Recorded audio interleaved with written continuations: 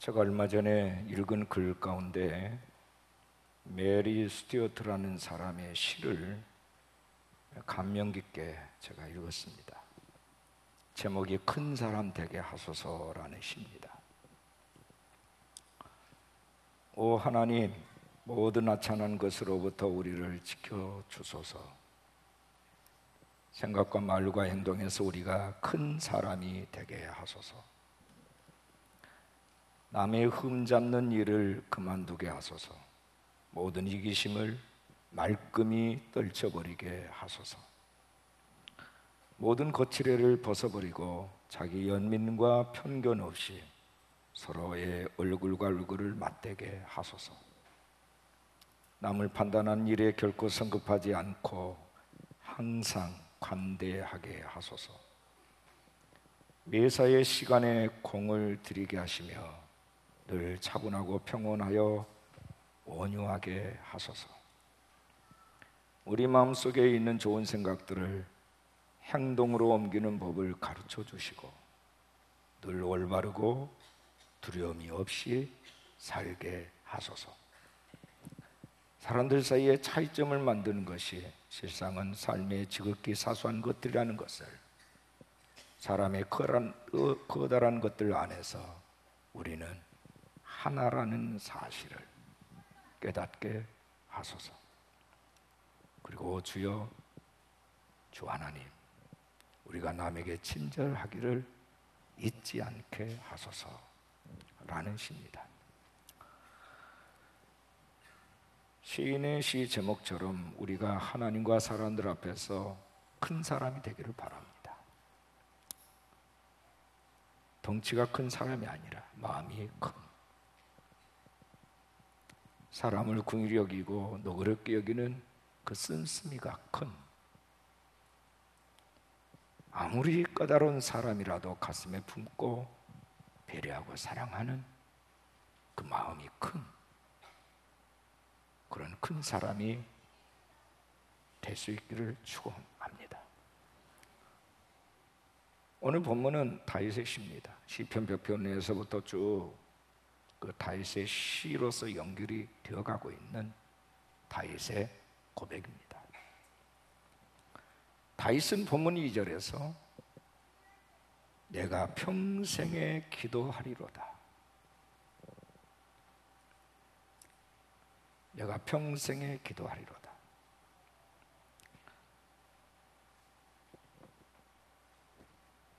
우리는 평생 기도할 뿐입니다. 큰 사람은 하나님이 만드시는 하나님의 선물이에요.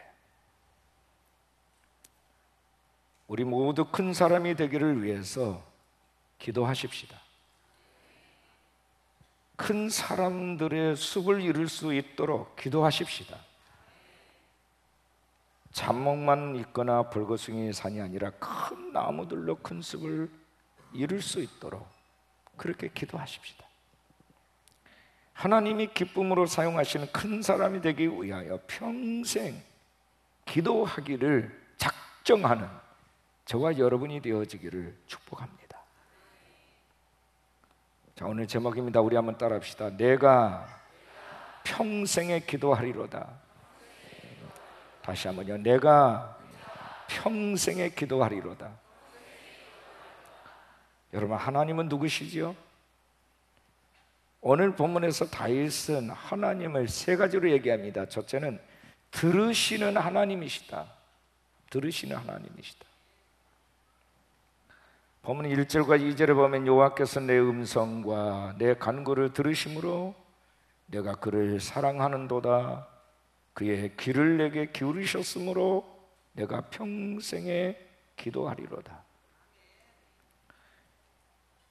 여호와께서 자비를 구하는 나의 간구를 들으셨다는 얘기입니다. 단순히 나의 주장만을 내세우는 일방적인 간구가 아니라 하나님의 긍휼하심과 자비의 근간 간구를 드릴 때에, 다시 말하면 일방통행이 아니라 양방향 통행으로 하나님과의 관계 속에서 하나님이 뭘 원하신지를 알고 드리는 기도입니다. 그 기도를 드릴 때에 하나님께서 그 기도를 들으셨다, 그 뜻입니다. 여러분 시편 50편 15절에 환난 날에 나를 부르라 내가 건지리니 네가 나를 영화롭게 하리로다. 이 말이 무슨 말인가? 환난은 기도하라는 사인이라는 거죠. 환난이 있음으로 인해서 내가 기도하게 되고 그 기도가 있었기에 건지움을 받게 되고 건져주신 하나님께 드디어 영광을 돌리게 되더라는 겁니다. 최종 타겟은 하나님의 영광이에요. 우리의 모든 기도의 마지막 목표는 하나님의 영광이란 말이에요. 하나님께서 큰 눈으로 우리를 감찰하시며 야단만 치는 분이 아니라 눈보다도 큰 귀를 가지시고 우리의 간구, 우리의 마음의 소리, 고통의 한숨, 눈물 속에 흐르는 세미한 음성까지도 들으시고 응답해 주신다는 뜻입니다.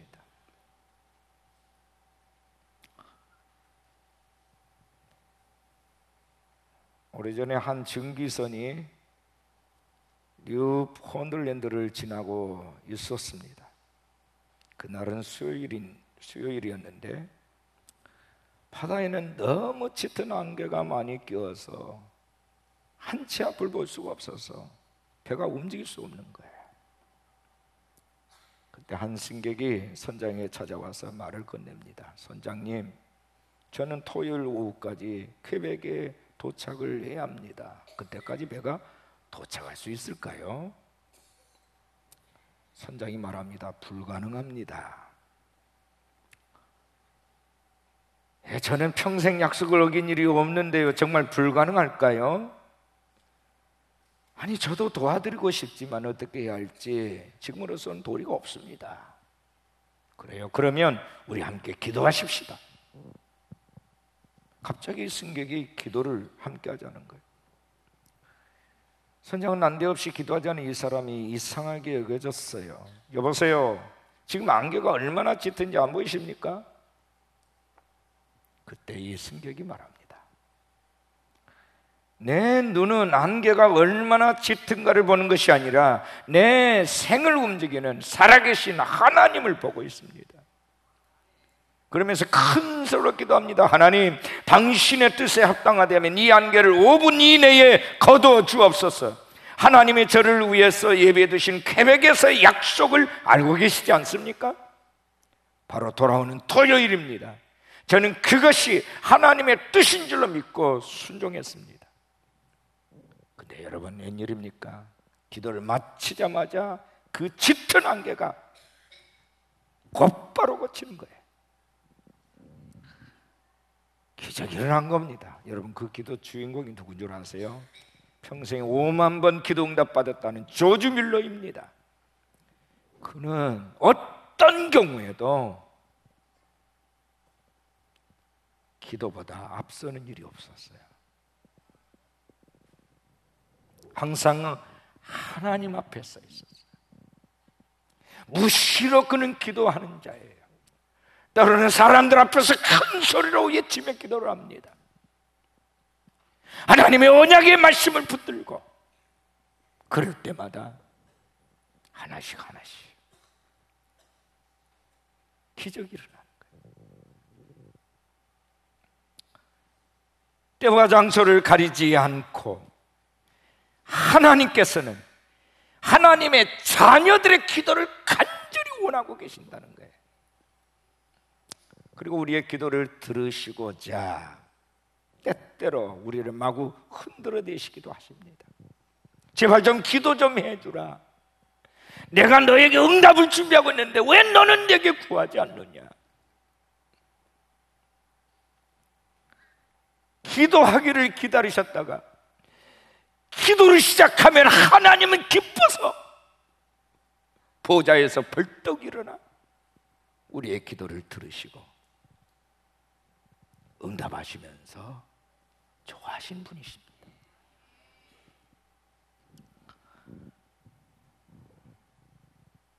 미국 남북전쟁 때 워싱턴 장군이 가장 고전했던 전투가 벨리포즈라는 곳에서의 전투였습니다.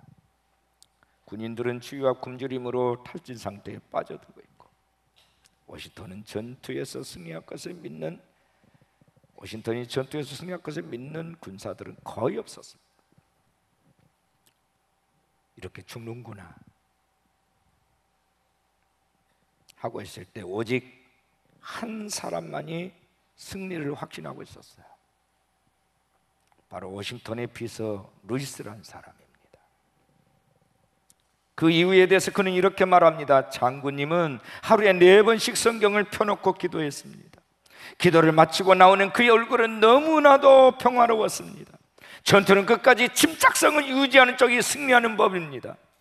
장군은 항상 하나님이 함께 하신다는 그것을 알고 있었습니다. 그래서 나는 이 전쟁을 반드시 승리하리라고 확신합니다. 승리했어요.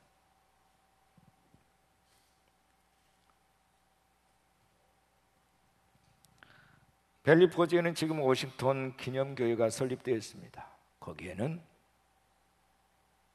다음 같은 기도문이 새겨져 있습니다. 열방의 지도자들이 겸손한 마음으로 백성을 섬기게 하옵소서. 워싱턴이 늘 기도했던 그 기도문이 거기에 적혀 있어요. 열방의 지도자들이 겸손한 마음으로 백성을 섬기게 하소서.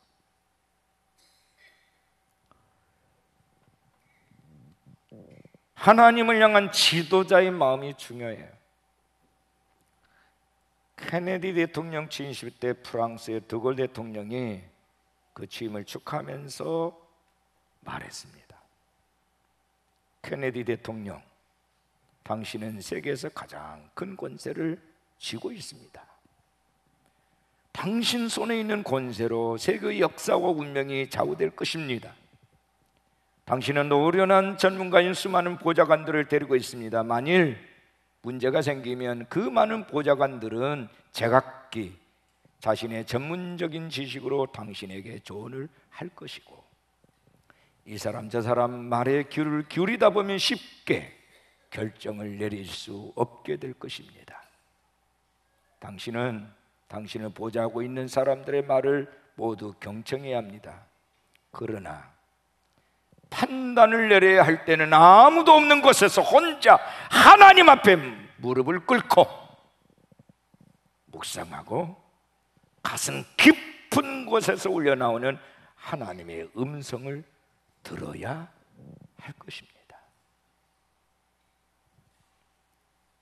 이것이 드골 대통령이 케네디에게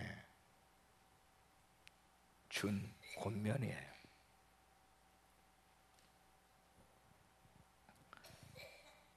우리는 지금 전능하신 하나님 앞에 쓰임받고 있는 겁니다. 저와 여러분이 그래요. 어느 특정 지도자만이 아니라 코람되어 우리는 하나님 앞에 있는 겁니다. 그런데 하나님 앞에 있는 하나님의 종들이 여호와의 얼굴을 구하지 아니하고 엎드리지 않냐면 어떻게 하나님의 뜻을 이루어드릴 수 있겠습니까? 하나님은 우리의 지혜나 지식이나 정보나 전문적인 것을 고용하지 않습니다. 하나님은 우리를 고용하고 있습니다.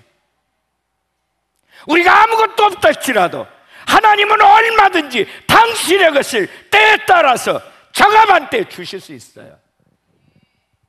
내 사람들은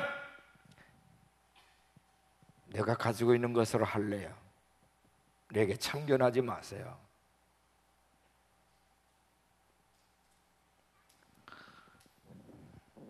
그렇게 해서 이 땅이 정말 잘 되고 있나요? 안 되는 것들이 더 많아요.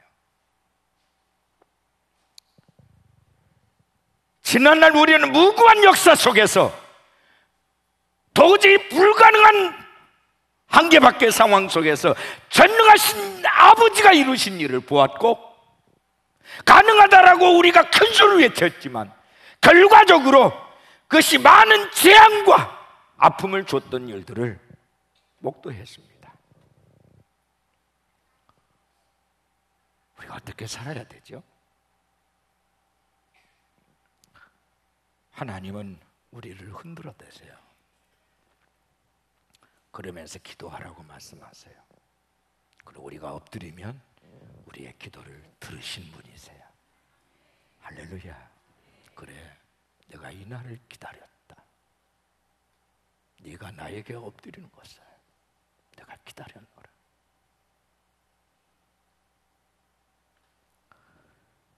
두 번째, 하나님은 은혜로우신 분이십니다. 아멘이십니까?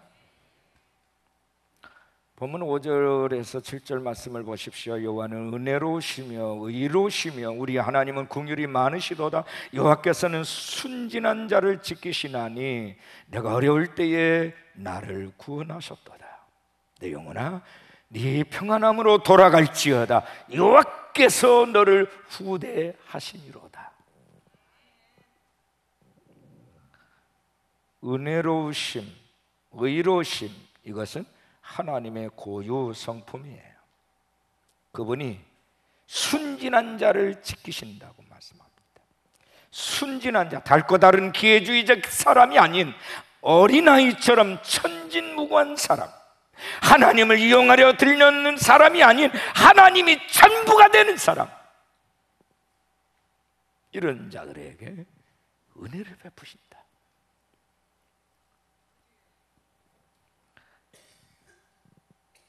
은혜라고 하는 건 카리스라고 그랬잖아요.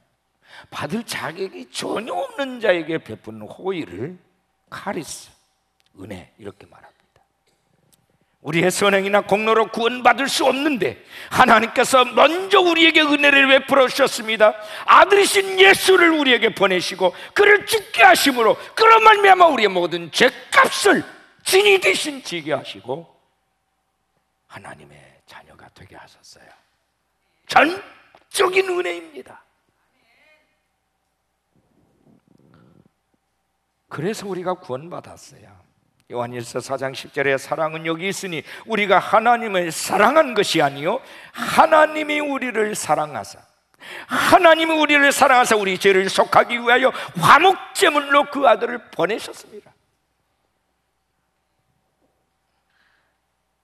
중요한 것은 그 은혜를 받은 자, 그 은혜를 입은 자가 어떻게 반응해야 하는가, 어떻게 살아야 되는가, 이게 관건이에요. 이게 문제예요.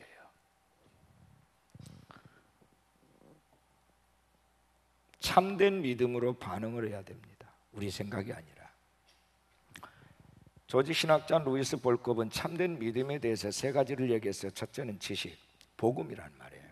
두 번째는 감동, 거기는 고백이 있어야 돼요. 세 번째는 순종, 거기에 헌신이 있어야 된다고 얘기를 합니다. 이게 참된 믿음이다. 복음이 있어야 되고, 감동, 감사가 있어야 되고, 순종, 헌신이 있어야 합니다. 이것을 결단하는 것, 이것이 참된 믿음이에요. 하나님이 주신 은혜에 반응하시기를 바랍니다. 오늘 우리 그리스도인들 가운데 내가 받은 하나님의 선물이 얼마나 놀랍고 귀한 것인지를 실감하지 못하는 이들이 너무 많아요. 그 이유는 두 가지입니다. 첫째는 구원받기 전에 내 자신이 어떤 존재였는지를 모르기 때문에, 두 번째는 나에게 사랑 베푸신 하나님이 어떤 분인지를 모르기 때문에, 자신을 모르고 하나님을 모르기 때문에 주신 은혜에 대해서 반응할 줄을 몰라요. 하나님이 없이 살았던 우리는 그야말로 비참한 존재였습니다. 재물과 권력과 재능과 미모와 관계없이 이미 영적으로 죽었던 자들이었고 진노의 자식들이었어요. 근데 하나님이 우리를 살려주셨습니다. 이제는 새로운 피조물이 됐어요. 어떻게 살아야 되죠? 첫째는 하나님의 자녀된 권세로 승리의 삶을 살아야 합니다.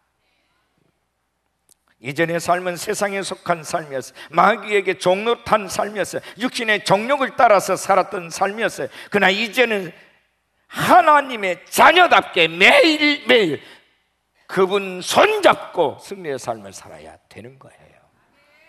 그리고 또 하나, 하나님의 은혜에 대해서 감사하며 살아야 돼요.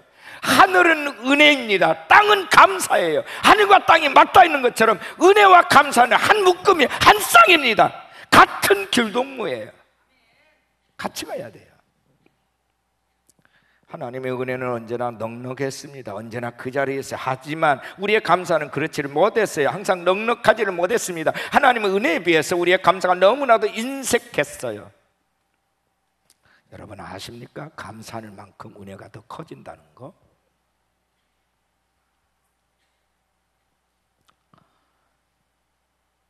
주님은 감사에 인색한 사람들에게 물으셨어요. 10명 모두가 나음을 받지 않았느냐? 나머지 9은 어디 가고 너 혼자 왔느냐?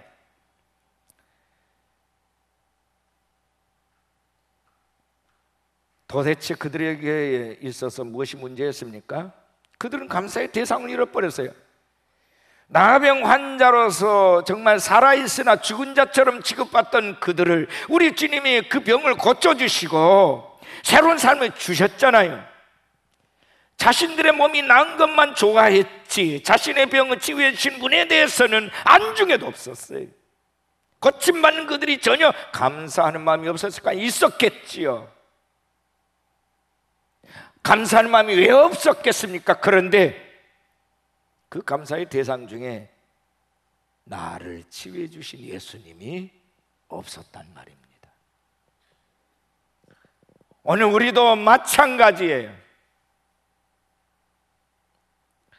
지나간 우리의 행로들이 이것을 증명하고 있지 않습니까? 우리 구주 예수님을 잊고 살았습니다. 그냥 립서비스로 형식적으로 감사만 했을 뿐 진정한 감사가 우리에게 없었어요. 아니 내가 잘나서 내가 똑똑해 내 노력으로 된 거야. 오히려 자기 의의를 드러내고 싶은 거죠. 우리에게 주어진 그 어느 하나 주께로부터 오지 않는 것이 어디 있습니까? 주님으로부터 말미암지 않는 것이 어디 있어요? 결국 사람을 통해서 우리에게 주어진 것 같아도 여러분 좀 더 깊이 생각해 보세요. 묵상해 보세요.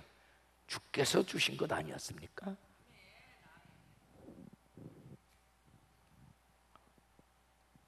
전도서 7장에는 형통한 날에는 기뻐하고 곤고한 날에는 생각하라.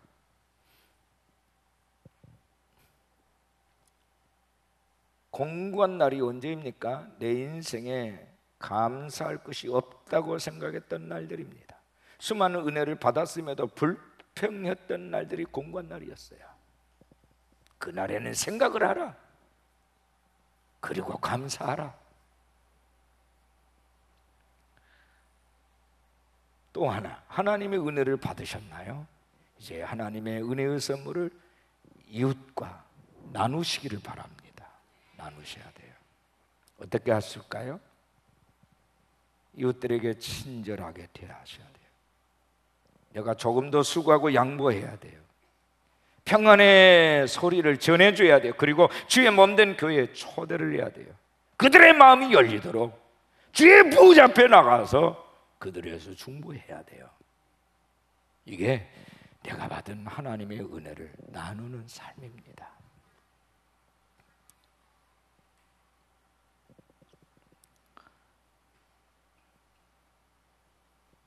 세계 제2차 대전 때 독일의 히틀러 독재 정권의 반기를 들고 앞장서서 데모했던 보네퍼라는 목사님이 계세요. 그는 히틀러 정권에 맞서서 유대인 학살에 대하여 단호하게 비판하면서 저항을 했습니다. 그는 말했습니다.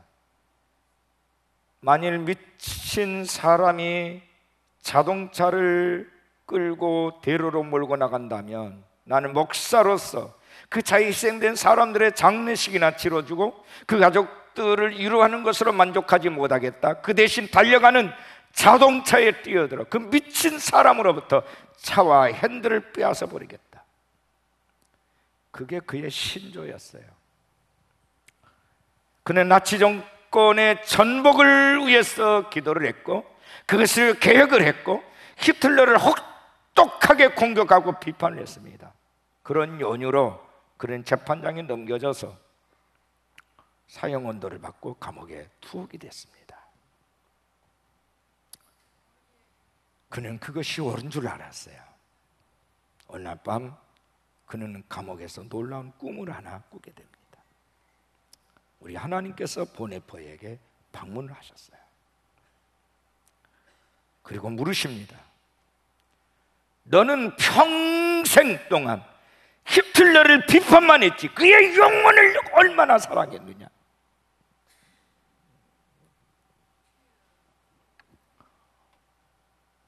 그날 밤 보네포는 사랑이 없는 항쟁 운동만을 했던 것을 밤새도록 통곡하며 회개했다고 합니다. 아버지, 그렇습니다. 예수님은 나 같은 죄인을 위해서 죄 없으신 그분이 십자가를 지셨는데, 그리고 모든 사람을 용서했는데 나는 그 사람을 저주했습니다. 그를 사랑하지 않았습니다. 그의 정권이 무너지기만을 기도했습니다. 내가 잘못했습니다, 아버지.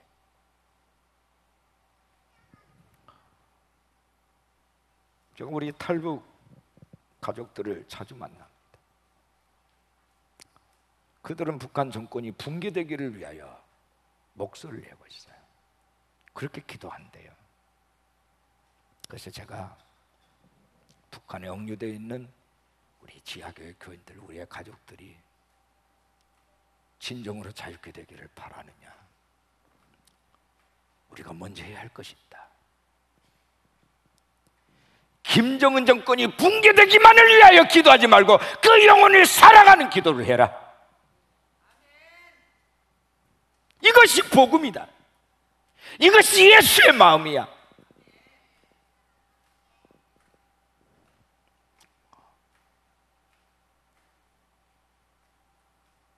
여러분 알고 계시나요? 우리가 이 땅에 존재하는 것은 하나님이 허락하셔야 되는 거예요. 하나님이 허락하신 이 땅에는 모든 영혼은 하나님의 사랑을 받을 가치가 있어요. 아무리 흉악한 범죄인도, 나라를 말아먹는 사람도,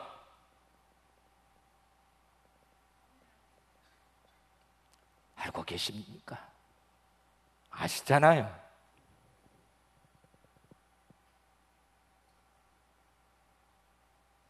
지금 우리에게 필요한 것은 정죄나 심판이 아닙니다. 그것은 하나님의 고유 영역이에요. 우리는 사랑만 해야 되는 겁니다. 그들을 위해서 기도해야 돼요.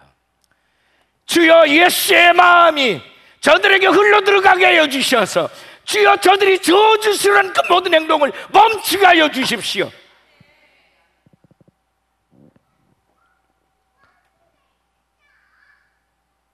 이 기도를 누군가가 올려야 하는 거예요.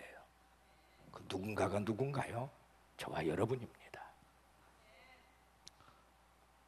내 자식도 내 마음에 안 들 때가 많아. 내 남편도 정말 때로는 너무 마음에 안 들어. 저는 그런 그들과 수많은 상담을 하고 있어요. 마음에 안 들면 어떡할 거예요? 버릴 겁니까?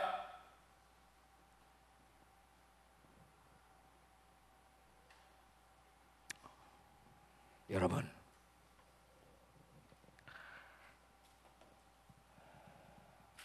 인권운동의 선구자 마틴 루터 킹 목사는 이렇게 말했어요.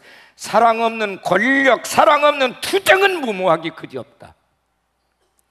우리가 새겨드려야 될 메시지예요. 사도 바울은 고린도전서 13장에서 사랑이 없으면 아무것도 아니다. 천사의 말을 하고 방을 하고 예언하는 능이 있고 또한 굉장한 믿음이 있어 산을 옮길 만한 기적을 일으킨다 할지라도 사랑이 없는 사람들의 메시지는 허공에 치는 구리와 꽹가리 소리에 불과하다.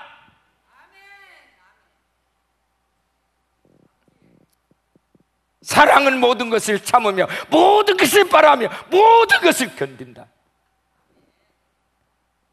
사랑은 모든 율법의 완성이다. 이게 주의 복음이에요.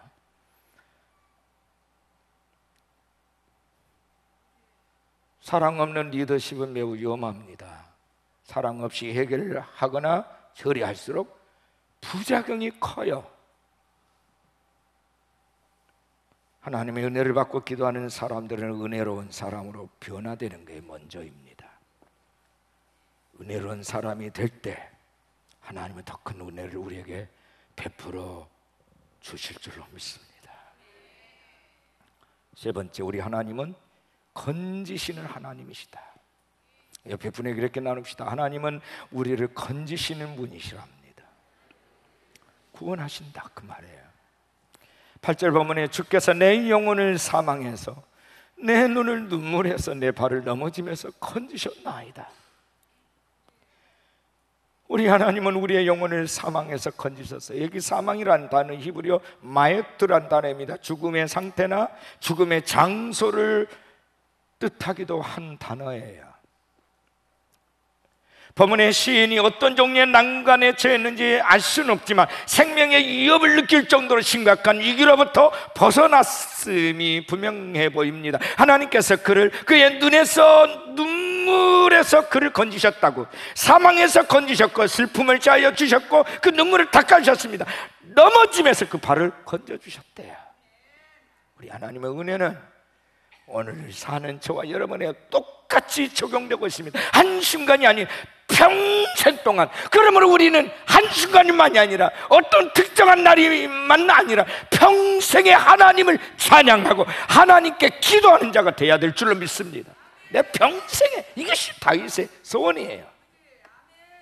측량할 수 없는 은혜를 베풀으신 하나님께 목숨을 걸고 죽을 때까지 하나님을 붙들고 찬양하고 기도하겠습니다 하는 결단을 하고 있어요.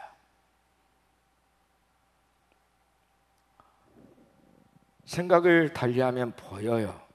창의적으로 생각을 해야 합니다.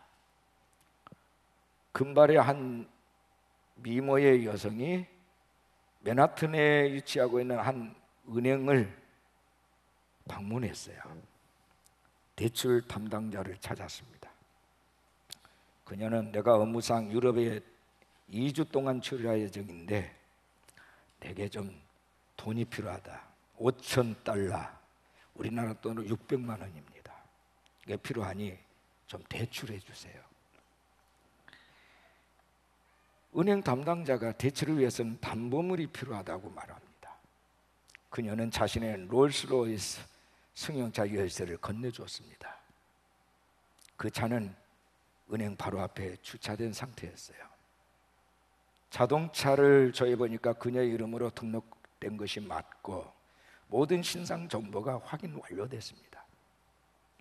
은행에서 그녀의 차를 담보로 잡고 5,000달러의 대출을 승인을 했어요.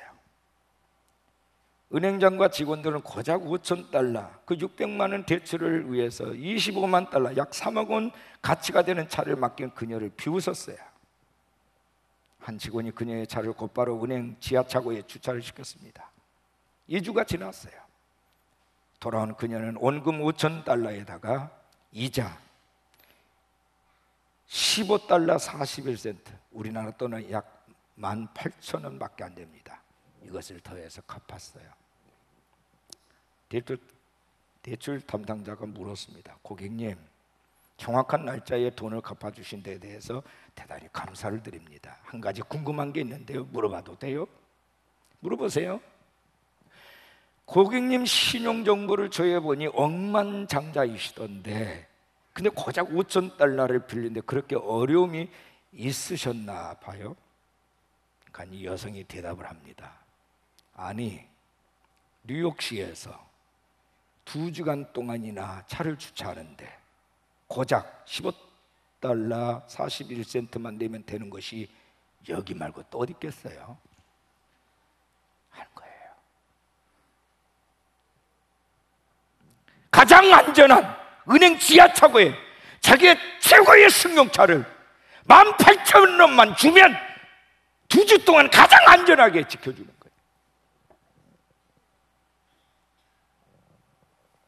여기 말고 더 안전한 것이 어디 있겠냐? 나는 돈 빌리는 게 목적이 아니었어. 여러분, 부자는 이렇게 되는 거예요.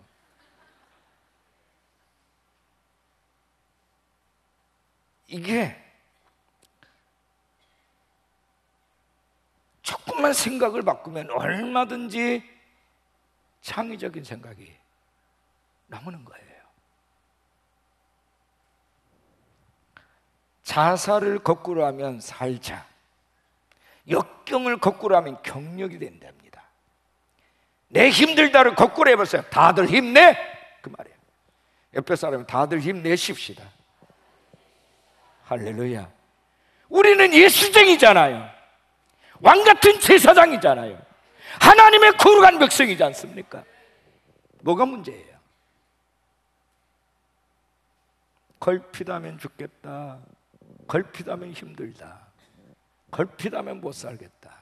누가 살아요? 생각을 바꾸세요. 모든 것이 어떻게 생각하느냐에 따라 달라집니다. 생각을 바꿔서 원망한 시간에 기도와 찬양을 주님께 올려드리시기를 축원합니다. 사망과 눈물과 넘어짐에서 건져주시는 하나님을 평생에 찬양하고 평생에 기도하십시오. 주님이 말씀합니다. 기도 외에는 다른 이유가 전혀 나가지 않는다. 기도만이 살 길이다. 기도하면 불가능이 없다. 할 수 있거든이 무슨 말이냐? 기도하는 자에게는 능치 못할 일이 없느니라. 믿는 자에게는 능치 못할 일이 없느니라. 누가 믿는 겁니까? 전능하신 하나님께 엎드려 기도하는 사람이 믿는 사람이에요. 하나님 앞에 기도해도 소용없다라고 말하는 사람은 믿음의 사람이 아니에요.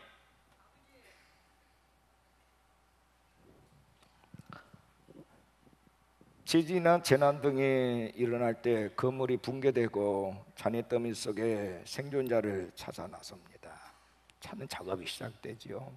구조대원들은 생존자를 찾을 때 제일 먼저 그들이 하는 게 뭐야? 소리입니다. 소리를 들으려고 하는 게, 정말 잔해더미에서 사람이 숨을 쉬고 있다, 살아있다라고 하는 소리만 들으면 그들은 분주해지기 시작합니다. 소리예요. 우리의 환경과 삶이 무너져 잔해더미 사이에 깔려있는 것처럼 보일지라도 소리를 낼 수 있다면 하나님이 찾아내십니다. 어려운 상황일수록 더욱 기도하고 찬송하시기를 바랍니다. 우울해지고 괴로울수록 더욱 소리를 내십시오. 무너진 잿더미 속에서 하나님이 들으실 수 있도록 소리를 내야 됩니다. 그게 기도예요. 다윗을 보십시오. 주를 찬송함과 주께 영광을 돌림이 종일토록 입에 가득하리이다. 측량할 수 없는 하나님의 은혜로 인해 사는 사람은 기쁠 때나 슬플 때나 더울 때나 추울 때나 건강 중이나 병 중이나 심지어는 죽음 앞에서도 다윗처럼 항상 입에 하나님을 향한 찬송과 기도가 담겨져 있는 거예요. 여러분 어떻습니까? 어려움이 왔을 때 더 기도합니까? 찬송합니까? 아니면 불평을 합니까? 구원을 베푸시는 하나님께 더 강하게 나아가시기를 바랍니다. 그리고 여러분의 목소리를 하나님께 들리세요. 하나님, 보고 계시죠? 듣고 계시죠? 내가 이렇게 힘들답니다. 내가 이렇게 힘듭니다. 하나님 은혜가 많으신 분이잖아요. 우리를 건지신 분이시잖아요. 내가 평생에 기도하겠습니다. 기도가 막히면 하나님과의 거제가 끊어져요. 하나님과의 거제가 끊어지면 그 영혼은 메말라집니다. 그리고 아무것도 할 수가 없게 돼요. 기도가 살아있으면 하나님께서 함께 하십니다. 하나님께서 일하십니다. 하나님께서 건지십니다. 하나님께서 도우십니다. 하나님이 기뻐하십니다. 하나님이 영광을 받으십니다. 평생에 하나님 기도하는 자로 껴있겠습니다. 할렐루야.